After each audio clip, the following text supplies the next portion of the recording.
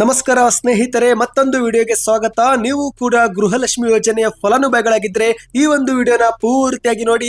ಕಳೆದ 3 ತಿಂಗಳ ಹಣ ಇದುವರೆಗೆ ಮಹಿಳೆಯರ ಖಾತೆಗೆ ಜಮಾವಾಗಿಲ್ಲ. ಯಾಕೆ ಜಮಾವಾಗಿಲ್ಲ ಎಂಬ ಕುರಿತಂತೆ ಮಾಹಿತಿ ಬಂದಿದೆ. ಮತ್ತೊಂದೆಡೆಯಲ್ಲಿ ಶಿಕ್ಷಣ ಸಚಿವರಾಗಿರುವ ಮಧು ಬಂಗಾರಪ್ಪ ಅವರು ಕೂಡ ಗುಡ್ ನ್ಯೂಸ್ ಕೊಟ್ಟಿದ್ದಾರೆ. ವಿಡಿಯೋನ ಶುರು ಮಾಡೋಣ. ಅದಕ್ಕಿಂತ ಮೊದಲು ನೀವು ನಮ್ಮ ಚಾನಲ್ಗೆ ಮೊದಲು ಬಾರಿ ಭೇಟಿ ಕೊಡ್ತಾ ಇದ್ರೆ ಕೆಳಗೆ ಕಾಣುವ ಸಬ್ಸ್ಕ್ರೈಬ್ ಬಟನ್ ಮೇಲೆ ಕ್ಲಿಕ್ ಮಾಡಿ. ಪಕ್ಕದಲ್ಲಿ ಗಂಟೆ ಕಾಣಿಸುತ್ತೆ ಸ್ನೇಹಿತರೆ, ಅದು ಕೂಡ ಒತ್ತಿದ್ರೆ ರಾಜ್ಯದ ಮುಖ್ಯವಾದ ಮಾಹಿತಿಗಳು ನಿಮಗೆ ಸಿಗುತ್ತವೆ.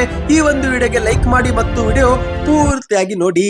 ಹೌದು ಸ್ನೇಹಿತರೆ, ಇದೀಗ ರಾಜ್ಯದ ಗೃಹಲಕ್ಷ್ಮಿ ಯೋಜನೆ ಹಣಕ್ಕಾಗಿ ಕಾಯುತ್ತಿರುವವರಿಗೆ ಒಂದು ಮುಖ್ಯವಾದ ಮಾಹಿತಿ ಬಂದಿದೆ.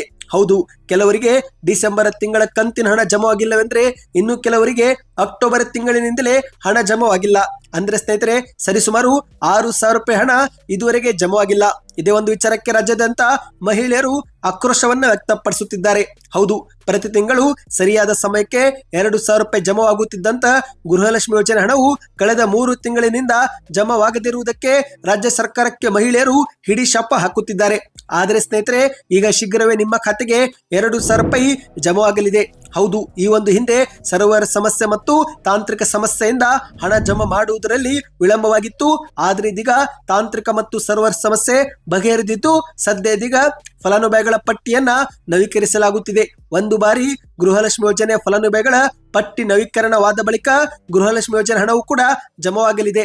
ಹೌದು ಸ್ನೇಹಿತರೆ, ಅರ್ಹ ಫಲಾನುಭವಿಗಳಿಗೆ ಮಾತ್ರ ಹಣ ಜಮಾ ಮಾಡುವ ನಿಟ್ಟಿನಲ್ಲಿ ಕಾಂಗ್ರೆಸ್ ಸರ್ಕಾರವು ಗೃಹಲಕ್ಷ್ಮಿ ಯೋಜನೆ ಫಲಾನುಭವಿಗಳ ಪಟ್ಟಿಯನ್ನ ನವೀಕರಿಸುತ್ತಿದೆ ಎಂದು ಹೇಳಲಾಗುತ್ತಿದೆ. ಇನ್ನು ಇದು ಒಂದು ಕಡೆ ಆದರೆ, ಮತ್ತೊಂದೆಡೆಯಲ್ಲಿ ಶಿಕ್ಷಣ ಸಚಿವರಾಗಿರುವ ಮಧು ಬಂಗಾರಪ್ಪ ಅವರು ಕೂಡ ಗೃಹಲಕ್ಷ್ಮಿ ಯೋಜನೆ ಯಜಮಾನಿಯರಿಗೆ ಗುಡ್ ನ್ಯೂಸ್ ಅನ್ನ ಕೊಟ್ಟಿದ್ದಾರೆ. ಹೌದು, ಇಂದು ಶಿವಮೊಗ್ಗ ಜಿಲ್ಲೆಯ ಶಿಕಾರಿಪುರದ ತಾಲೂಕು ಕಚೇರಿಯಲ್ಲಿ ಸಭಾಂಗಣದಲ್ಲಿ ಏರ್ಪಡಿಸಲಾಗಿದ್ದಂತ ಅಭಿವೃದ್ಧಿ ಚಟುವಟಿಕೆಗಳ ಪ್ರಗತಿ ಪರಿಶೀಲನಾ ಸಭೆಯಲ್ಲಿ ಶಿಕ್ಷಣ ಸಚಿವ ಮಧು ಬಂಗಾರಪ್ಪ ಅವರು ಒಂದು ಖಡಕ್ ಸೂಚನೆ ಕೊಟ್ಟಿದ್ದಾರೆ.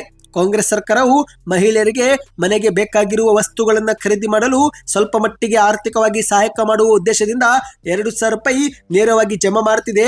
ಆದ್ರೆ ಈ ಒಂದು ಹಣವನ್ನು ಬ್ಯಾಂಕುಗಳು ಸಾಲದ ಖಾತೆಗೆ ಜಮಾ ಮಾಡಿಕೊಳ್ಳುತ್ತಿರುವುದು ದೂರುಗಳು ಕೇಳಿ ಬಂದಿವೆ. ಹಾಗಾಗಿ ಇನ್ನು ಮುಂದೆ ಗೃಹಲಕ್ಷ್ಮಿ ಯೋಜನೆ ಹಣವನ್ನು ಯಾವ ಬ್ಯಾಂಕ್ ಆಗಿರಲಿ ಸಾಲದ ಖಾತೆಗೆ ಜಮಾ ಮಾಡಿಕೊಳ್ಳುವಂತಿಲ್ಲ ಎಂದು ಖಡಕ್ ಸೂಚನೆ ಕೊಟ್ಟಿದ್ದಾರೆ. ಹೌದು, ಇನ್ನು ಮುಂದೆ ಗೃಹಲಕ್ಷ್ಮಿ ಯೋಜನೆ ಹಣವನ್ನು ಬ್ಯಾಂಕುಗಳ ವ್ಯವಸ್ಥಾಪಕರು ಸಾಲದ ಖಾತೆಗೆ ಜಮಾ ಮಾಡಿಕೊಳ್ಳುವಂತಿಲ್ಲ ಎಂದು ಮಧು ಬಂಗಾರಪ್ಪ ಅವರು ಸೂಚನೆ ಕೊಟ್ಟಿದ್ದಾರೆ. ಸರ್ಕಾರ ಕೊಡುತ್ತಿರುವ 2,000 ರೂಪಾಯಿ ಮಹಿಳೆಯರ ಕೈಗೆ ತಲುಪಬೇಕು ಎಂದು ಖಡಕ್ ಸೂಚನೆ ಕೊಟ್ಟಿದ್ದಾರೆ. ಈ ಮೂಲಕ ಇನ್ನು ಮುಂದೆ ಗೃಹಲಕ್ಷ್ಮಿ ಯೋಜನೆ ಫಲಾನುಭವಿಯರು 2,000 ರೂಪಾಯಿಯನ್ನ ವಿಡ್ರಾ ಮಾಡಿಕೊಂಡು ತಮಗೆ ಬೇಕಾಗಿರುವ ಅಗತ್ಯವಿರುವ ವಸ್ತುಗಳನ್ನ ಖರೀದಿ ಮಾಡಿಕೊಳ್ಳಬಹುದಾಗಿದೆ. ಸದ್ಯಕ್ಕೆ ಇಷ್ಟೇ ಇತ್ತು. ಈ ಒಂದು ಮಾಹಿತಿ ಇಷ್ಟವಾಗಿದ್ದರೆ ವಿಡಿಯೋಗೆ ಲೈಕ್ ಮಾಡಿ. ಹೆಚ್ಚಿನ ಮಾಹಿತಿ ಪಡೆಯಲು ಚಾನಲ್ಗೆ ಸಬ್ಸ್ಕ್ರೈಬ್ ಮಾಡಿ, ವಿಡಿಯೋ ಶೇರ್ ಮಾಡಿ.